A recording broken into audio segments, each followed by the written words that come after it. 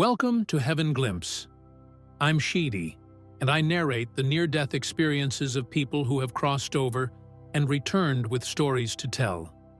If you enjoy these videos, please consider giving a thumbs up, subscribing, and hitting the bell icon to stay notified of new content. It's free and really helps support the channel's growth. Some of you might recognize today's experience, originally shared on the afterlife website by Johnny D, who passed briefly after a lightning strike and encountered his soulmate in heaven. Get comfortable, maybe grab a cup of coffee or tea, and let's dive into today's story. Johnny begins. As a boy of around 13, I was standing on a bridge that also served as a dam. I was leaning against an aluminum light pole when it was struck by lightning. The bolt knocked me unconscious. My stepdad witnessed it and tried to revive me with CPR and a heat massage. As I lay there, I found myself in a dark, deep place, a pitch-black void. I couldn't see anything around me. After what felt like a minute, the darkness faded into a gray mist, and then I saw a white cloud. Suddenly, everything became clear, as if I were floating in space. Then I began moving at an incredible speed, though I felt no wind or sound. The stars blurred as I traveled through a tunnel of light, and ahead of me, I could see a pinpoint of brightness. As I approached, the light grew larger until I entered it. I found myself in a beautiful realm, with green mountains, lush grass, and an endless blue sky. A small, winding creek sparkled under the sun about 100 yards away, and its water was so clear it looked like liquid air. In the distance, I noticed a huge tree, 400 or 500 feet tall, and probably 500 yards away. The tree's leaves shimmered in colors of gold, green, brown, and yellow, as if they were dusted with diamonds. Suddenly, in the blink of an eye, I was standing right next to this tree. I examined the leaves closely and saw that each raindrop on them reflected a rainbow of colors. Looking back, I could see the vast distance I'd traveled. To my left was a rocky outcrop with large stones, and I somehow knew someone important was waiting there for me. I also saw figures in bright colors far in the distance. Drawn to the rocky area, I approached and saw a young woman, maybe 18 or 19, whom I immediately knew was my soulmate.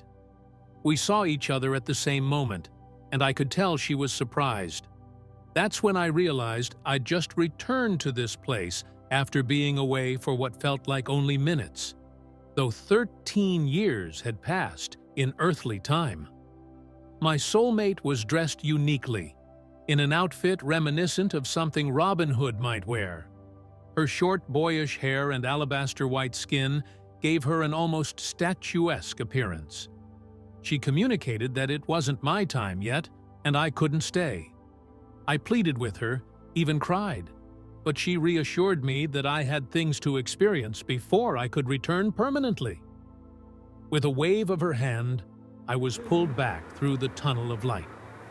Though you might think the story ends here, it was really just the beginning. As I returned to my body, I saw my stepdad performing CPR.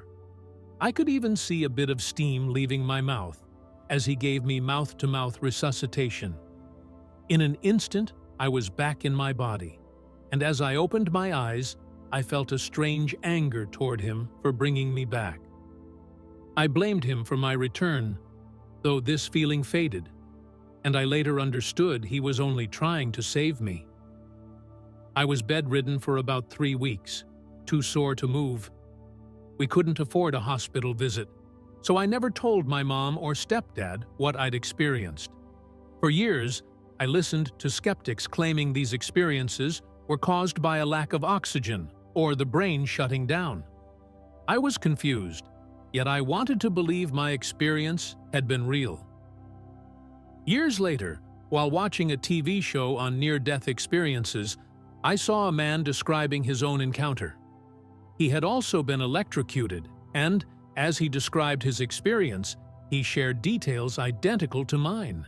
He mentioned the vibrant green grass, the clear brook, the shimmering leaves on the tree, and even a young girl waiting for him by a group of large stones. Hearing him speak, I could hardly breathe. There were too many similarities for it to be a coincidence. At that moment, I knew what I experienced was real. My life changed. I became certain there is life after death, that heaven is real, and that Jesus Christ is real. Since then, I've openly shared my love for God and accepted Christ as my Savior.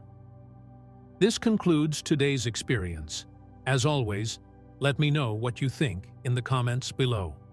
Until next time, stay safe and continue to be blessed.